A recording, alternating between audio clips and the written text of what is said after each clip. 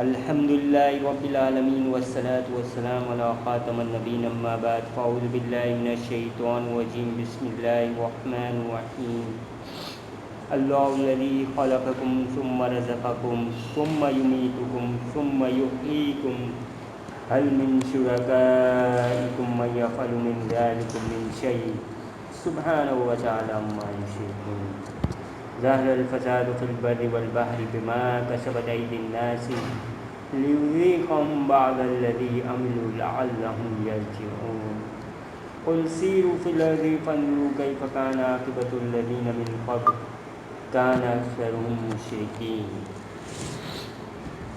رب اشرح لي صدري ويسر لي أمري واحلل عقدة من لساني يفقهوا قولي.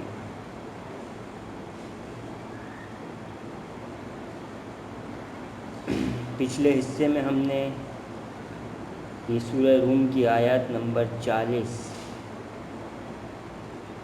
کا بیان کیا تھا کہ جس میں اللہ سبحانہ و تعالیٰ نے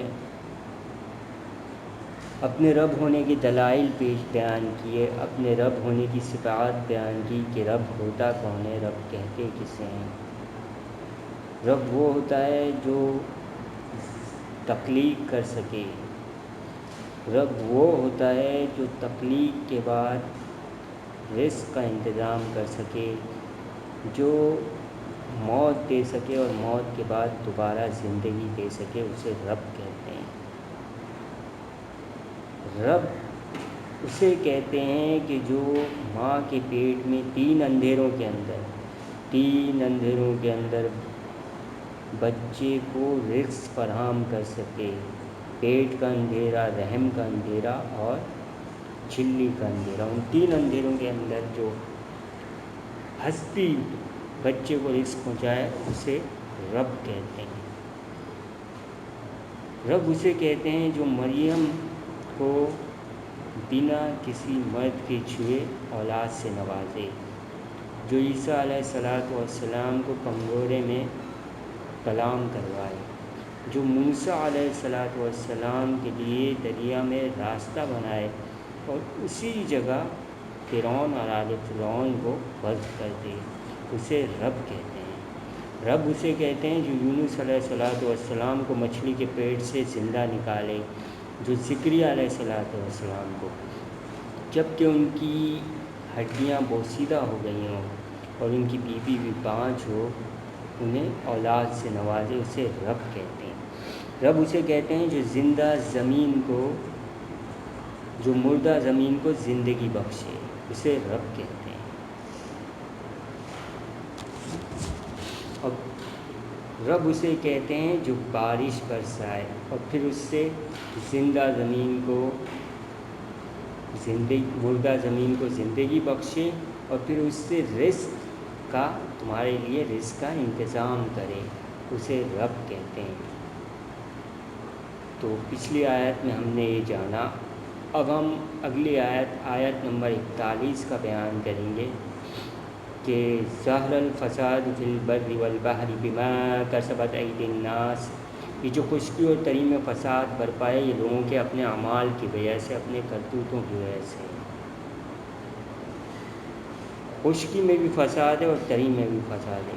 یہ آیت آج جس قدر اہمیت کی حامل ہے شاید اس وقت بھی نہ ہو جس وقت یہ نازل ہوئی تھی، کیونکہ اس وقت دنیا اتنی نہیں تھی جتنی آج ہے۔ آج پوری دنیا ہمارے سامنے ہے، پوری دنیا electronic media, social media, print media کے ذریعے آج پوری دنیا ہمارے سامنے ہے اور ہمیں لمحوں میں پتہ چل جاتا ہے پوری دنیا میں کچھ بھی ہو رہا ہو۔ تو یہ آیت آج جس قدر اہمیت کی حامل ہے شاید اس وقت نہ ہو جس وقت یہ نازل ہوئی تھی، کہ پوری دنیا میں فساد برپا ہے۔ ہم دیکھ رہے ہیں آج پوری دنیا میں ایک فساد برپا ہے، چاہے وہ مسلم ممالک ہوں یا غیر مسلم ممالک ہوں، پوری دنیا میں ایک فساد برپا ہے۔ اور یہ ایک جنگ سا سما ہے پوری دنیا میں، اور یہ جنگ ہے وسائل کی جنگ، ذخائر کی جنگ، معدنیات کی جنگ، سونے اور چاندی کی جنگ۔ پوری دنیا اس میں کودی ہوئی ہے اور ہر ہر طاقتور کمزور کو دبا رہا ہے. پوری دنیا میں ایک فساد برپا ہے اور یہ فساد ہمارے گھروں تک پہنچ گیا ہے کہ ہر طاقتور انسان کمزور کو دبانے میں لگا ہوا ہے. ایک فساد برپا ہے، ایک انتشار ہے. بما کسبت ایدی الناس، لوگوں کے اپنے اعمال کی وجہ سے، اپنے کرتوتوں کی وجہ سے. اس لیے کہ ہمارے کرتوت، ہمارے اعمال ایسے ہو گئے تھے. لیذیقہم بعض الذی عملوا لعلہم یرجعون، تاکہ اللہ ہمیں مزہ چکھا دے بعض اعمال کا، شاید کہ یہ پلٹ آئے.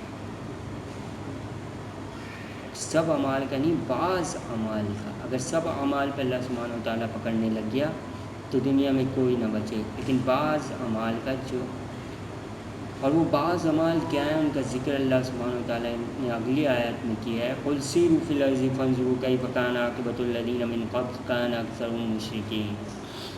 اے نبی، ان سے کہیے کہ زمین میں سیر و سیاحت کریں، چلیں پھریں اور دیکھیں تم سے پہلی قوموں کا انجام کیا ہوا. وہ تہس نہس کر دی گئیں، تباہ و برباد کر دی گئیں، صفائے ہستی سے مٹا ڈالی گئیں.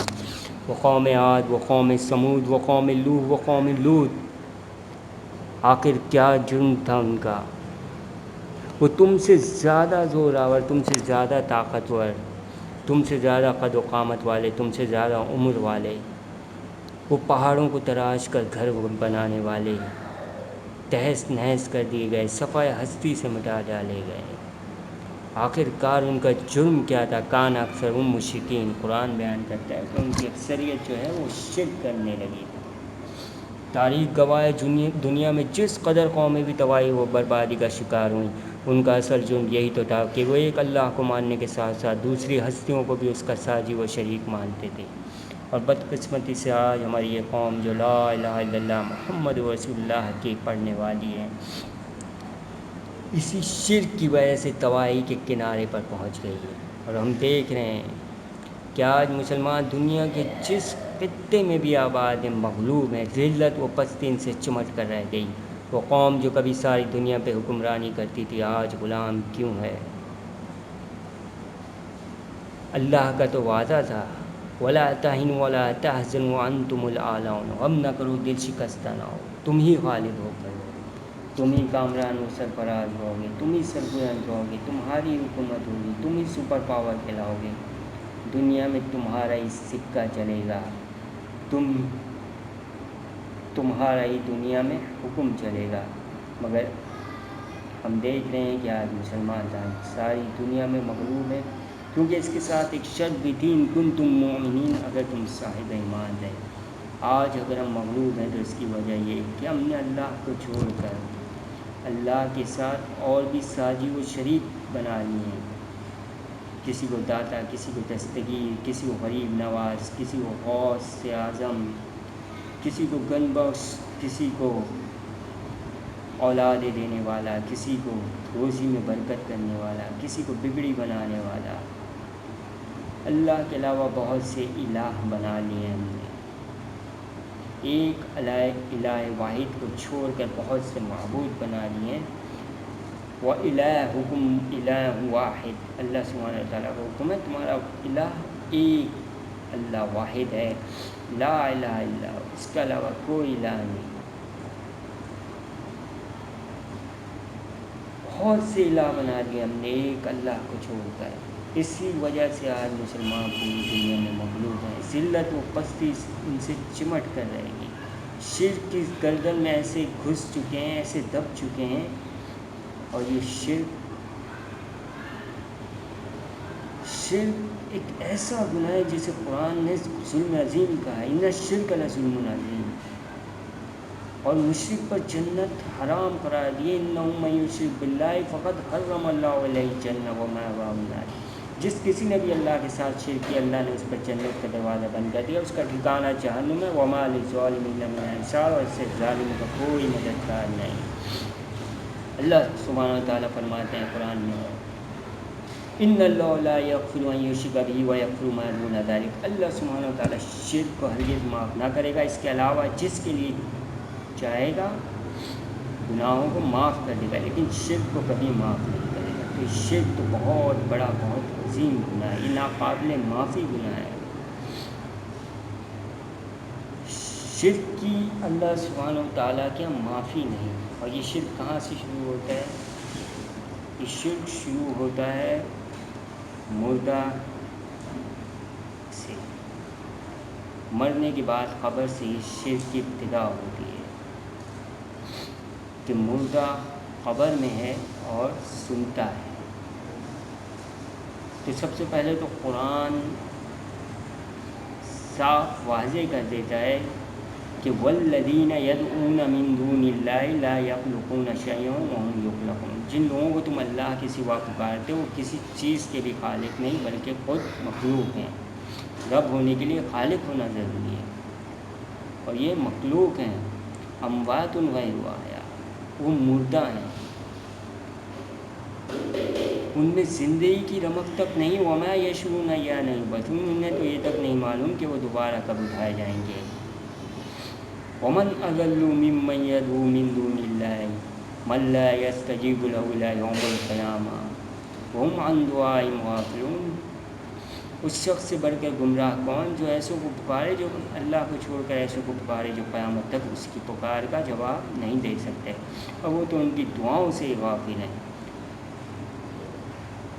اور عائشہ صدیقہ رضی اللہ تعالیٰ عنہ کا فتویٰ ہے، انہوں نے مردے کے سننے کا رد کیا ہے، بطور دلیل یہ آیات تلاوت کی ہیں. وما انت بمسمع من فی القبور، اے نبی آپ خبر والوں کو نہیں سنا سکتے. انک لا تسمع الموتیٰ، اے نبی آپ مردوں کو نہیں سنا سکتے. ان آیات میں دونوں عقیدوں کی نفی ہو گئی، یعنی جڑ کاٹ دی اللہ سبحانہ و تعالیٰ نے. نہ اس وقت مردہ سنتا ہے جب کہ وہ قبر میں دفن نہ کیا گیا ہو، اور نہ قبر میں جانے کے بعد مردہ سنتا ہے. دونوں عقیدوں کی نفی ہو گئی کہ مردہ کہ سننے کا رد ہی ہو گیا بالکل. اور پھر ایک اور چیز کہ نیک لوگ، انبیاء علیہ السلام اور نیک لوگ نفع نقصان کے اختیار رکھتے ہیں، غیب کی باتوں کا علم رکھتے ہیں، غیب کا علم جانتے ہیں. تو اس عقیدے کی بھی قرآن نفی کرتا ہے. قل لا املک لنفسی نفعا ولا ضرا الا ما شاء اللہ. نبی کریم صلی اللہ علیہ وسلم سے کہلوا دیا گیا، اے نبی کہہ دیجیے کہ میں تو اپنے لیے بھی کسی نفع نقصان کا اختیار نہیں رکھتا مگر وہ جو اللہ چاہے. وَلَوْ كُنْتُ أَعْلَمُ الْغَيْبَ، اور اگر میں غیب کا علم رکھتا لَاسْتَكْثَرْتُ مِنَ الْخَيْرِ، تو اپنے لیے بہت سی خیر، بہت سی بھلائیاں جمع کر لیتا. وَمَا مَسَّنِيَ السُّوءُ، اور مجھے کوئی ضر کوئی تکلیف نہ پہنچتی. تو یہاں دونوں چیزوں کا رد ہو گیا. نہ ہی تو نفع نقصان کا وہ اختیار رکھتے ہیں انبیاء اور نیک لوگ، اور نہ ہی وہ غیب کا علم رکھتے ہیں.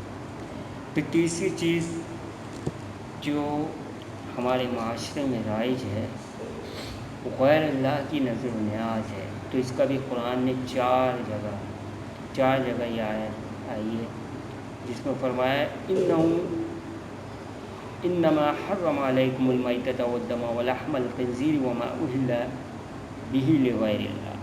اللہ نے تم پر حرام کر دیا مردار، بہتا خون، سور کا گوشت. وما اہل، ہر وہ چیز جس پر غیر اللہ کی پکار لگا دی جائے، جسے غیر اللہ کے نام منسوب کر دیا جائے، جس پر غیر اللہ کے نام کی آواز لگا دی جائے، وہ حرام قرار دے دی ہے. تو قرآن نے چار جگہ یہ آیت بیان کی، چار جگہ ان چیزوں کو حرام قرار دیا ہے. پھر اسی طرح جو ایک حدیث میں ہے کہ نبی کریم صلی اللہ علیہ وسلم نے قبروں کو پختہ بنانے، ان پر عمارت بنانے اور ان پر بیٹھنے سے منع فرمایا. یہ جابر رضی اللہ تعالیٰ عنہ سے یہ روایت ہے. پھر تعویذ کا شرک، تو اس کی بھی قرآن نے صاف صاف نفی کر دی. ولا تشرک به شیئا، اللہ کے ساتھ ذرہ برابر چیز کو بھی شریک نہ کرنا. اور حدیث میں فرمایا نبی کریم صلی اللہ علیہ وسلم نے من تعلق تمیمۃ فقد اشرک، جسے تعویذ لٹکایا اس نے شرک کیا. یعنی جس نے بھی تعویذ لٹکایا اس نے شرک کیا، یہ شرک ہے. اسی طرح جادو کے عقیدے کی بھی نفی ہو گئی کہ وہ جادو میں کوئی نفع نقصان کا، جادوگر کوئی کسی نفع نقصان کا اختیار نہیں رکھتے. اللہ سبحانہ و تعالیٰ فرماتا ہے ولا یفلح الساحر حیث اتی، جادوگر کبھی کامیاب نہیں ہو سکتا چاہے وہ جس شان سے بھی آئے۔ پھر آپ دیکھیے کہ قرآن نے تمام شرک کی ہر طریقے سے نفی کر دی ہے۔ پھر اللہ سبحانہ وتعالیٰ کو جو ایمان مطلوب ہے وہ خالص اور ٹکسالی ایمان مطلوب ہے۔ اللہ تبارک تعالیٰ فرماتا ہے الذین آمنوا ولم یلبسوا ایمانہم بظلم اولئک لهم الامن وهم مہتدون، وہ لوگ جو ایمان لائیں اور اپنے ایمان میں ظلم یعنی شرک کی ملاوٹ نہ کریں، انہی کے لیے امن ہے، وہی ہدایت یافتہ ہے۔ اسی طرح تو امن و ہدایت چاہتے ہیں، اگر امن اور ہدایت چاہتے ہیں تو اپنے ایمان کو خالص کر لیجیے، ایک اللہ کو اپنا الہ واحد مان لیجیے، وہی داتا، وہی دستگیر، وہی مشکل کشا، وہی غوث اعظم، وہی غریب نواز، وہی بگڑی بنانے والا، وہی اولاد دینے والا۔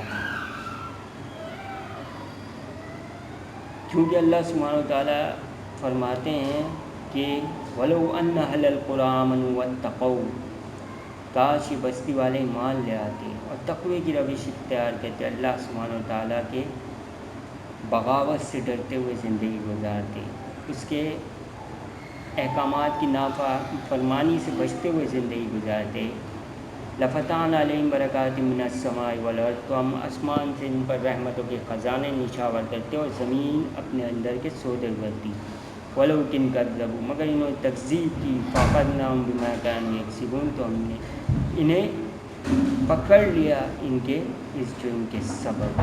وآخر دعوانا الحمدللہ۔